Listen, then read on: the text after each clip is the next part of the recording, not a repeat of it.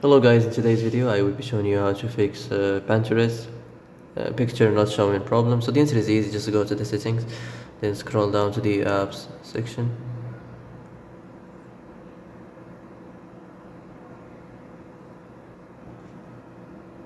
And then go to the search and search Pinterest.